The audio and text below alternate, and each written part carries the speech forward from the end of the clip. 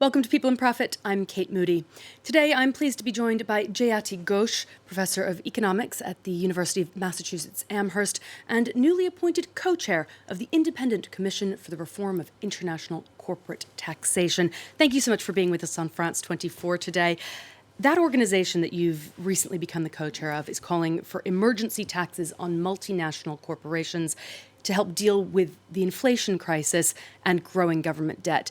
Explain a little bit what you're pushing for. So, in fact, we have been arguing for more than 6 years now, really, that you have to tax multinational corporations the same way you would tax your domestic companies, which is to say, don't allow them to get away with shifting profits to other jurisdictions and not pay the tax where it's been earned. And so it's easy to do that. It's easy to do that if you treat a multinational as one company and say that my economy deserves this share of your total profits to be taxed, depending on sales, revenues, employment, assets in my country. And so you can have a formula that allows every country to apply the same tax rate to multinationals that they do for their own companies. It's a very sensible procedure, but it was never accepted until quite recently. And why is that? Why this shift? This shift has happened because base erosion and profit shifting, as it's called, which is that multinationals shift to all the low tax places. Ireland, Jersey and Guernsey in the and some states in the US, they shift to all of these areas and say, well, all our profits are actually made there. So even though you are 20% of our revenues, we don't get any profits from your country. This realization that they're just using these arm's length rules to avoid paying taxes is what made even the OECD realize that something has to be done. And the G7 and the G20 went along with this and put in place a process to try and get at least the multinational corporations to be fairly paying what they're supposed to pay.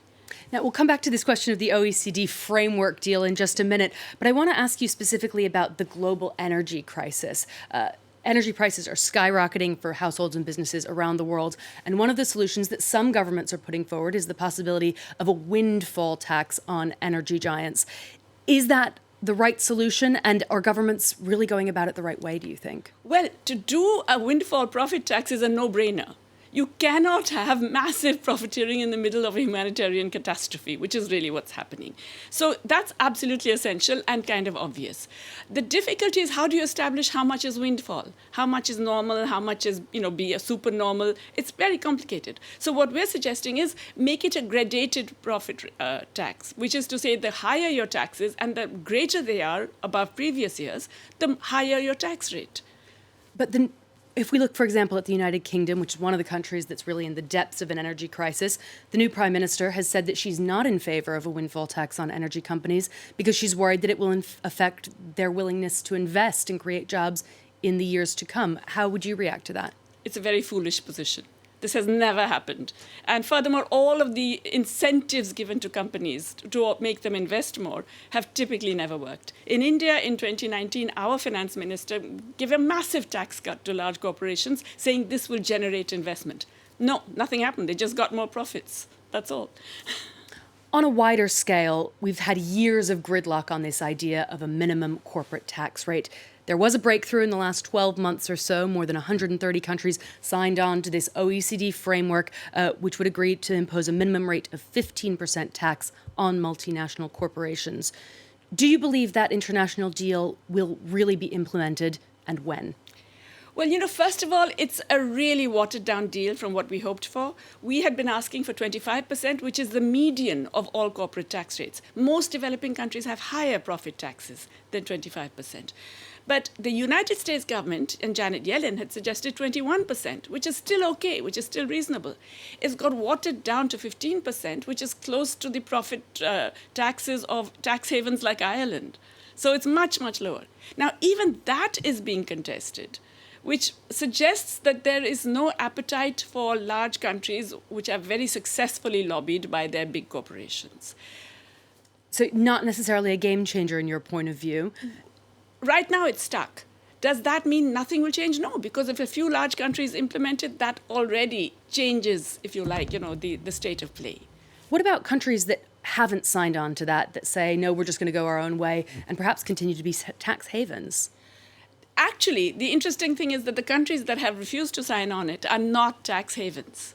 The countries that are refusing to sign are the ones who are saying, well, listen, you are putting these terrible conditions on us agreeing to this deal. You are telling us that we cannot impose any unilateral taxes of our own, like on digital services. You are telling us that we have to subject ourselves to international arbitration, which we know always works against us. So that's the reason why they're not signing on, because the deal is really, in a sense, pitted against developing countries. When you joined the ICRICT as co-chair, I'm just going to read a quotation from you. You said, "The massive inequalities inherent in the global economic system have been evident for a while, but they have been laid bare and intensified over the past 2 years with the COVID-19 crisis, the exploding cost of living, and the already devastating consequences of climate change." Is taxation the only way to approach those challenges? Oh, no, there are many, many ways we have to fight this because it's a multidimensional crisis. There is, vaccine inequality driven by all the patent regime. But fiscal space is a very important part of it. So the advanced economies, 14% of the global population, have accounted for 80% of additional public spending. Poor countries have spent less than they did after the global financial crisis. And now they're spending even less. They just don't have the funds. And they're facing capital flight as well with monetary tightening in advanced economies. So we have to generate more fiscal space. It's an essential element. It's not sufficient. It's not the only one, but definitely it's essential. During that period of the COVID pandemic and the crises that have sort of followed it, we have seen governments spending unprecedented amounts of money in emergency aid for households and businesses. You and many other economists are worried about this leading to a global debt crisis. Do you think that governments shouldn't have gone down that route? What other solutions did they have? The funny thing is that the countries that are facing debt crises are not the ones who spent that much more. The big spenders were, in fact, the advanced economies, right? 80% of the total spending. The countries that spent a little bit more, 1% of GDP, 0.5% of GDP, they are the ones facing the debt crisis because their revenues collapsed and because capital flight has made it worse. So it's not the ones who spent more who are suffering today.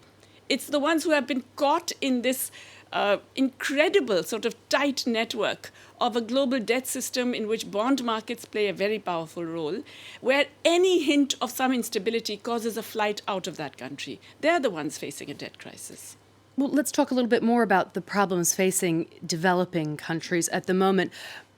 How do you balance the solutions that are necessary there? Is it a domestic issue, or does the international community have to make this a new focus for itself? I think the international community has to play a role because currently the global architecture is so weighted against developing countries that are trying to do something for their own people. They just don't have the money to give social protection. We have more and more hundreds of millions of people facing absolute hunger, calorie deficiencies over the last 2 years, and they cannot spend to provide adequate nutrition. They cannot spend on health. They cannot spend on basic social services or on protection of any kind. So we desperately need them to get more fiscal space. Why can't they do it? Some of them have massive sovereign debt problems which are not being resolved, pussyfooting around it for 2.5 years. Some of them are worried about capital flight because they're embroiled in these global capital markets, and the minute their fiscal deficit rises even 1%, capital says, oh, that's terrible, and rushes out. And for some of our viewers who don't follow the ins and outs of global finance like that, explain what you mean by giving more fiscal space to developing economies. So think of it as a ladder. So here's the US and Europe on top, and maybe Japan and a couple of others, and then you keep going down. The countries at the top can do what they like. They can take money out of a hat, right? We have seen trillions and trillions of dollars being spent over the last 2 years. Money out of a hat, right? Nothing happens. Nobody says, oh, that currency has to depreciate. Nobody says we have to move our capital out of the US. The lower you go down that ladder, you go down, India somewhere in the middle, Ghana worse, Pakistan worse, and so on. The lower you go, the slightest change will cause capital to flee, will make your debts, burgeon because suddenly the borrowing costs will rise dramatically, and you will face a crisis like Sri Lanka, for example. You've written a book specifically about the economic fallout of the pandemic in your native India. Do you think this is a possible turning point for better or worse for the Indian economy? At the moment, unfortunately, it's for the worse. This if the current strategies to deal with it continue, then we are facing a lost generation, not just a lost decade. I am terrified that this is a turning point for the worse. I think it can still be reversed. I think if we change the economic strategy, yes, we can get out of this mess. At the moment, I don't see signs of that. I want to come back to your concern specifically about climate change. Why are more vulnerable people and countries paying a steeper price? That's the irony again, just as the rich world hogged all the fiscal space after the pandemic, they have been hogging all the carbon space over the last 150 years. So, again, something like 85% of the total carbon emissions of the world, same 14% of the world's population, the advanced countries. You can say, well, they started doing it way back a century ago, but most of that, more than half of that, was done in the last 30 years. When everybody knew it's a problem. Yet, who suffers? People in subtropical and tropical areas, people where you're facing rising sea levels, where you're facing catastrophic climate change. Look at the floods in Pakistan.